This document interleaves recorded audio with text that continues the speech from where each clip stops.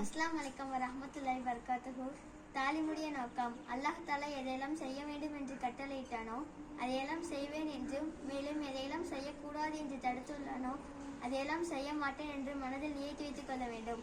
வாக்குறுதி எச்சரிக்கை மூலம் இல்முக்கும் அமலுக்கும் இடையே இணைப்பு உண்டாக்க வேண்டும். கவனத்துடன் கேட்க வேண்டும், மென்மையுடன் கேட்க வேண்டும், அமல் செய்யும் எண்ணத்துடன் கேட்க வேண்டும், அமானத் என்னும் பிறருக்கு எத்தி வைக்கும் எண்ணத்துடன் கேட்க வேண்டும். தாலி முடியாதவர்கள். தலை நிறைய துணி போட்டு அமர வேண்டும், மத்தியத்து போட்டு அமர வேண்டும், நெருங்கி நெருங்கி அமர வேண்டும். நெருங்கி நெருங்கி அமர்வதனால் நம்முடைய உள்ளங்கள் தீனுடைய விஷயத்திற்காக இணைகின்றன. இடமிட்டு இடம் அமர்வதனால் அவ்விடத்தில் சைத்தான் அமர்ந்து தீனுடைய விஷயத்தை கேட்க விடாமல் தடுத்து விடுகின்றன. கேட்கக்கூடிய நல்ல விஷயங்கள் நம்மிடத்தில் இருந்தால் அல்லாஹ்விற்கு நன்றி செலுத்த வேண்டும். அந்த நல்ல விஷயம் நம்மிடம் இல்லாவிட்டால் இனிமேல் செயலாற்றுவதற்கு எண்ணம் கொள்ள வேண்டும். சொல்லக்கூடிய விஷயங்கள் எத்தனை முறை கேட்டிருந்த போதிலும் புதிதாக கேட்பது போல் ஆர்வத்துடனும் ஆசையுடனும் கேட்க வேண்டும்.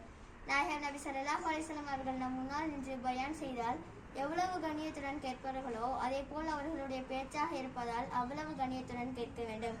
எந்த மனிதனுடைய வார்த்தையை கேட்டு அதை மனதில் பதிய வைத்து அதன்படி அமல் செய்து மேலும் மற்றவர்களுக்கு எத்தி வைப்பாரோ அவருடைய வாழ்வை அல்லாஹ் தஆலா செழிப்பாக்கி வைப்பான் என்று நபி ஸல்லல்லாஹு அலைஹி வஸல்லம் அவர்கள் துஆ செய்துள்ளார்கள்.